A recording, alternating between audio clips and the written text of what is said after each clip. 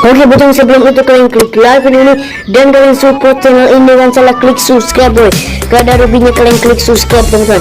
Dan kalian juga aktifkan loncengnya agar kalian gak ketinggalan video-video.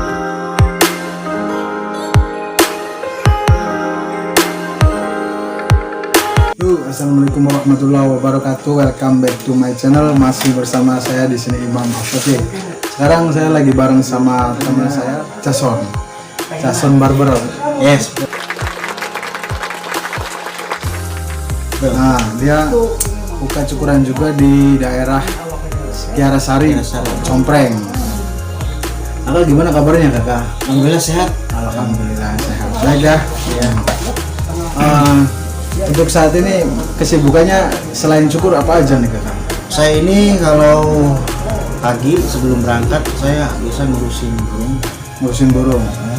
Terus setelah beres, lalu saya pangkas. Mungkin itu aja kerjaan saya. Paling selain itu nggak ada lagi. Oh gitu ya. Punya burung berapa, Kakak? Banyak nggak koleksi burungnya? Saya lagi seneng itu sama burung lakbat aja, Mas. Oh, lakbat. Punya berapa ekor tuh di rumah? Ada 6. Oh, itu sering main kontes-kontes nggak apa gimana? Nah, saya pengen ya ikut kontes, cuman saya belum pandai untuk menyetingnya. Jadi saya lagi mempelajari cara nyeting di YouTube aja. Nanti kalau durasinya udah agak 15 detik, mungkin saya ada keinginan. Oh, berarti hanya apa sih namanya, mempunyai aja lah, hanya hobi ya, hanya hobi aja gitu. Terus gimana sih perjuangannya dari awal ceritanya dari tukang cukur itu? Awal mulanya seperti apa? Apa punya profesi lain sebelum nyukur di bidang apa? Saya dulu sebelum saya jadi tukang cukur ya, guys. Nah, saya ini punya pengalaman sakit sekali, guys. Gimana? Nah, pengalaman bercerita ya? Sakitnya gini, saya lulus sekolah, terus saya ditinggal sama ayah ya. Saya meninggal. Tahun berapa itu? Itu 2008. Pas saya lulus sekolah aja. Oh, lulus sekolah. Iya. Lulus sekolah apa tuh? SMP, SMP? Aliyah, Mas. Aliyah. Oke. Nah, dari situ saya tuh kayak mata tuh kayak gelap lah. Kayak nggak ada arah, soalnya ada gini. tujuan ya. Iya. Biasanya kan kalau orang lulus sekolah diarahkan sama orang tuanya ya. Iya, sama bapaknya. Nah, kamu kerja di sini, kerja di sini. Kalau saya enggak. Kalau saya ini pertama memang satu nggak ada modal ya, Mas. Iya. Kan zaman sekarang kalau kerja harus daftar pakai uang. Gitu kan. Tapi saya berpikir sendiri, Mas.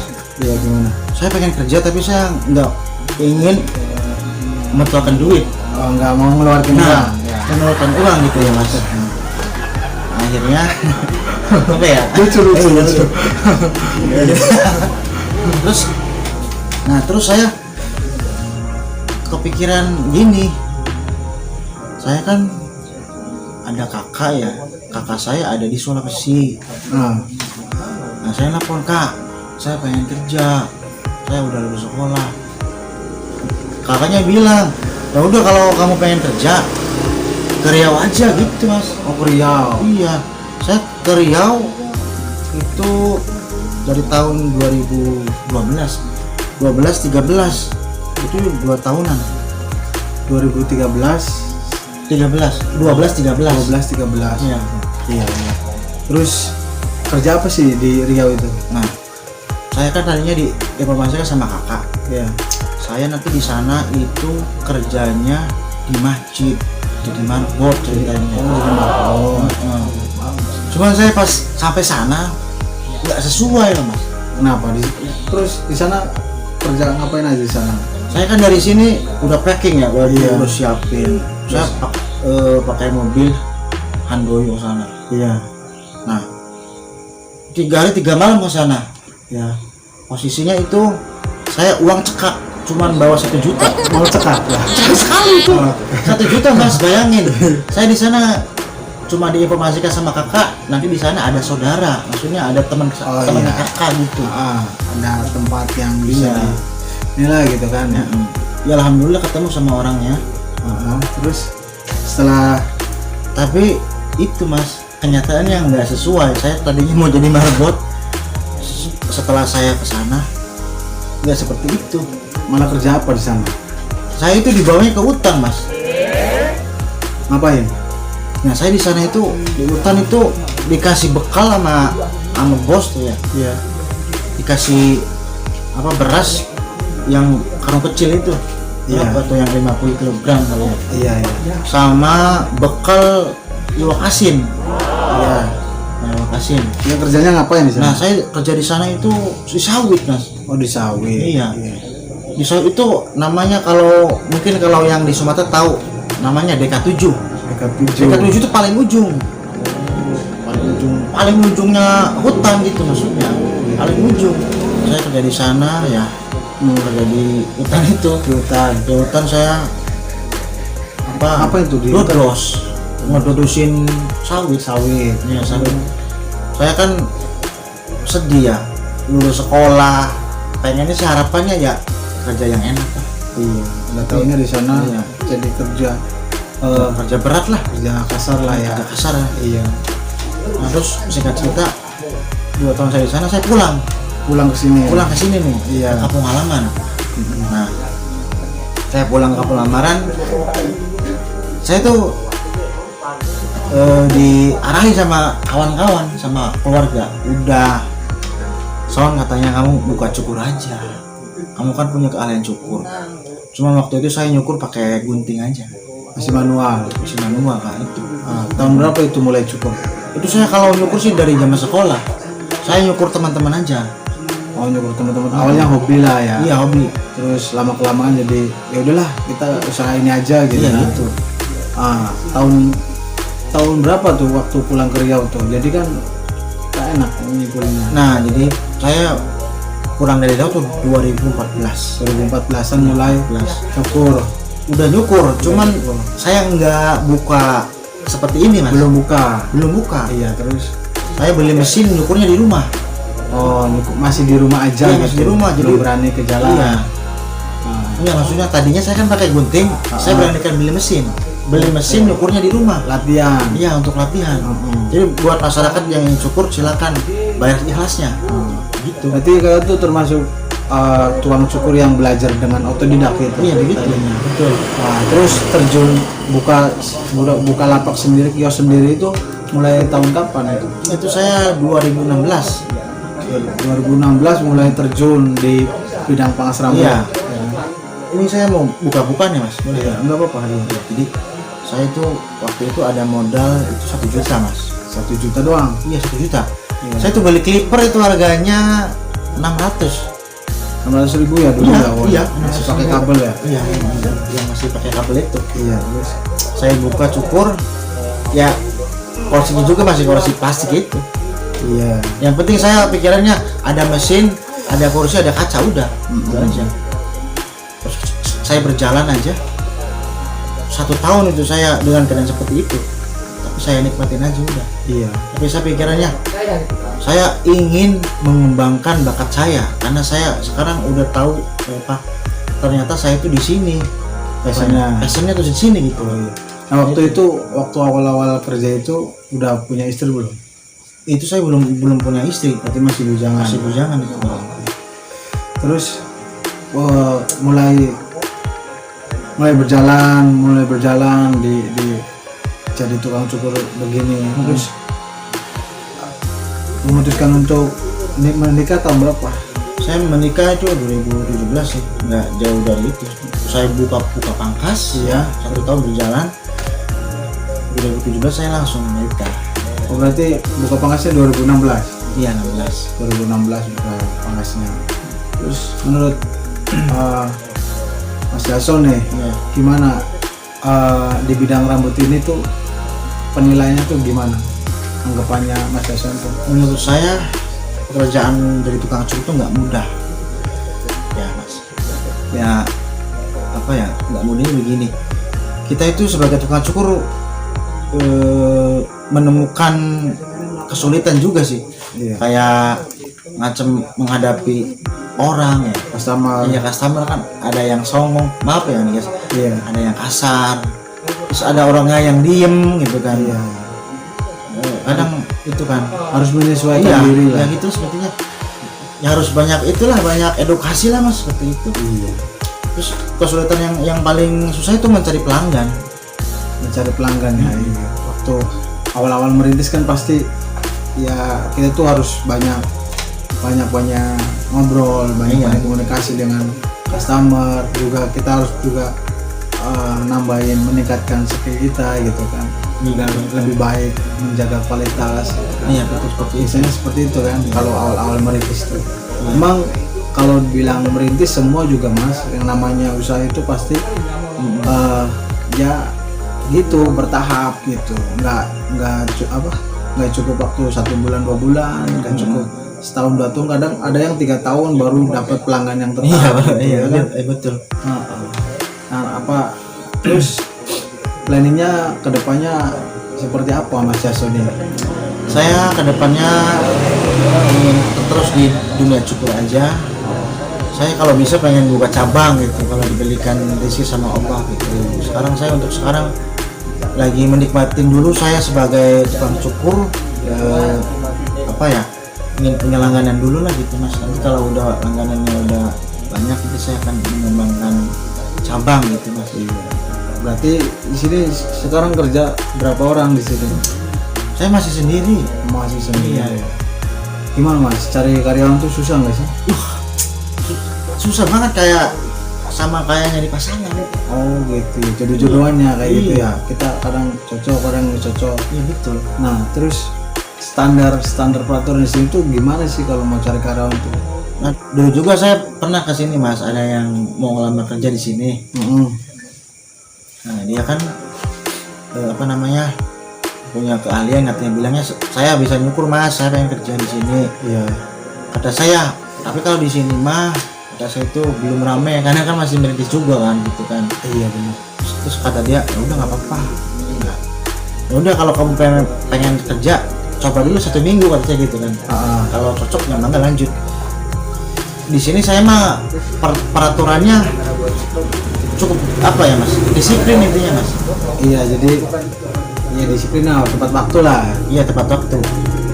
Jadi kan kebanyakan tuh orang biasanya kalau nyukur dianggapnya gampang. Nyukur mah jam 12 aja sana, itu habis duhur. Siang. Iya siang. Padahal lima ya. Padahal kitanya pengennya anak buah tuh pagi. Iya, kitanya yang pagi.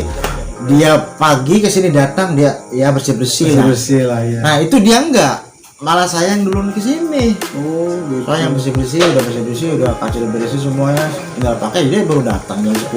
Kalau kayak gitu namanya bos jadi karyawan jadi bos. Nah, itulah. Iya. Jadi susah sekali mas kalau nyari karyawan. Pendapatan perharinya tuh berapa kepala sih, atau berapa sih uangnya dapatnya per hari-harinya itu? Saya kan di sini baru 1 tahun yang merintis ya mas. Di tempat ini nih. Tempat ini yang baru. Ya, tempat yang baru. Itu alhamdulillah saya dapat 300, 2,5 per harinya. Per harinya. Kalau lagi sepi-sepinya banget itu cepet paling gitu. Oh iya. Terus ngatur waktu sama keluarganya itu gimana mas?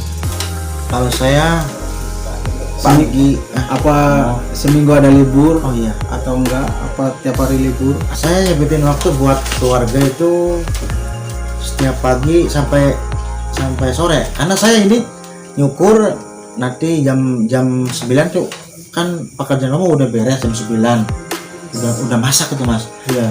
Terus saya bawa ke sini istri saya sama anak saya di sini. Oh dikirimin, dibekelin. Enggak, ikut ke sini. Ikut main di sini. Gitu. Saya nyukur, nanti istri saya sama anak di sini sampai sore gitu saya. Oke. Untuk sekarang ini gitu. Jadi emang tiap hari, tiap waktu emang bisa bareng sama keluarga. Iya, gitu kan? diajak ke sini. Cuma nanti kalau misalkan si istri bilang, jenuh nih ya, baru nanti kita paling juga makan kemana gitu. Tutup dulu. Iya, tutup dulu tuh pada duhur itu. Nanti jam 1:30 buka lagi. Terus sebenarnya aturannya jam buka sama jam tutupnya itu. Nah kalau peraturan saya gini, saya buka jam 9. Iya. Tank buka nih, atasnya. Iya, buka awal. Nanti jam 12 kita tutup dulu, close dulu. Oh istirahat. Ya, istirahat. Emang saya nih sengaja di pintu saya tulis seperti itu. Buka jam segitu, nanti jam 12 tutup, buka lagi setengah 2 begitu. Oh gitu. Sampai malamnya jam berapa Nah Mas? kalau malam saya jam 9. Kalau malam sampai jam 9. Jam 9 sampai jam 9 lagi. Oh iya ada. Iya. Kalau dihitungin waktu dari jam 9 sampai jam 9. Iya, gitu. Cuma jeda istirahat Cuma 1 jam. Begitu. 1 jam atau 2 jam. 1 jam setengah lah. Nah, selain hobi nyukur tuh ada hobi lain sih? Saya hobinya nyanyi sebetulnya. Nyanyi ya. Iya. Oh iya. Dulu pernah jadi pemain band apa gimana? Dulu saya di Riau ikut audisi Mas. Oh ikut audisi. Jadi ya, banyak banget ceritanya lah kalau dijelasin. Saya dulu waktu dulu kan 2 tahun ya. Ah. Saya di sana ikut audisi, terus saya terpilih menjadi gitaris. Oh. Gitaris terus saya masuk festival di sana. Oh gitu Ya, festival juga. festival. Saya terpilih jadi rhythm di sana. Terus saya ikut gabung sama band namanya itu Night Band di sana. Oh di sana Iya. sama orang-orang sana. Iya betul. Kita sering manggung di sana. Dibayar. Dibayar itu. Dulu tuh omset itu kalau sekali manggung kalau di kafe itu 1 juta Mas. 1 juta per kali tampil. Satu kali tampil berapa lagu? Itu 3 lagu. 3 lagu sekali tampil Iya. 1 juta. Iya, betul. Honornya. Oh, bisanya seperti itu kenapa? Karena kita kompilasi band, bukan bukan dari ajang seumpama atau di GOR atau bukan. Jadi Iya, kita iya. ajang band gitu. Iya iya. Antar kabupaten. Kabupaten. Iya begitu Mas. Sebenarnya emang cita-citanya mau jadi apa? Kalau sekarang, kalau dulu sih sebetulnya cita-cita ingin menjadi musisi Mas. Oh dulu. Tapi itu hanya angan-angan. Ya nggak apa-apa lah Mas kan.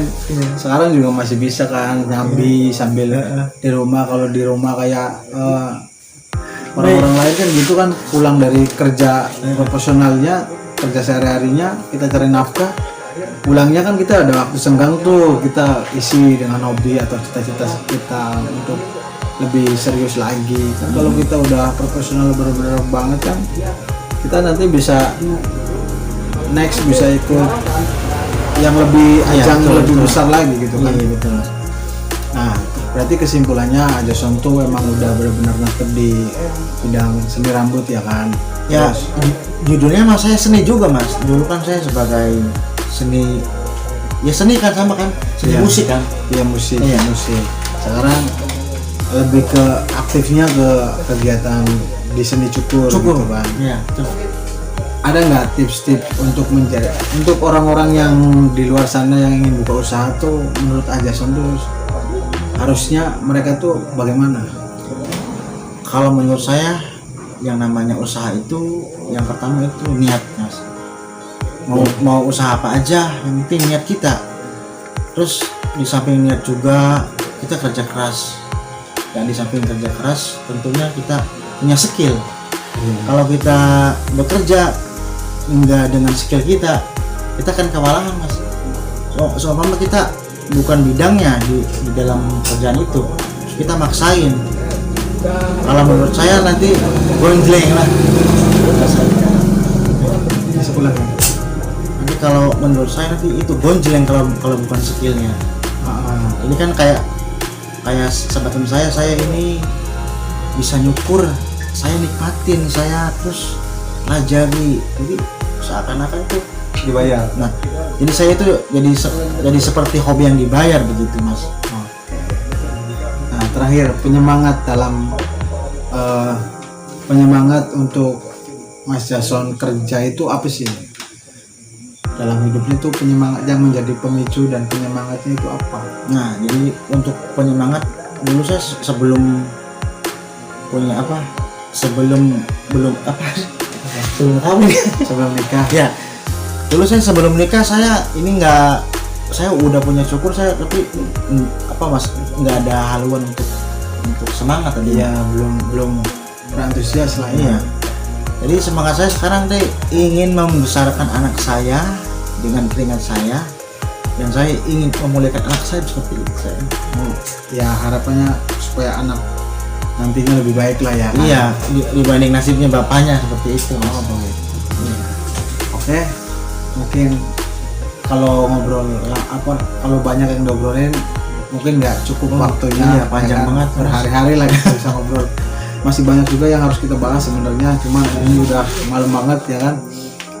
Siapa tahu mau istirahat capek ya kan.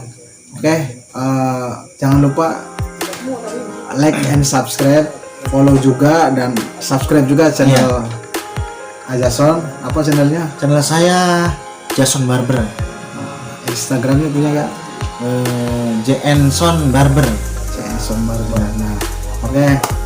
Pemirsa yang ada di sana, netizen yang budiman, kami berdua hanyalah apa ya? Kalau ada salah-salah kata dari kita berdua, mohon dimaklumi. Kalau seandainya konten ini bermanfaat, bisa kalian share. Jangan lupa klik subscribe-nya ya. Oke. Cukup sekian aja dari saya. Assalamualaikum warahmatullahi wabarakatuh.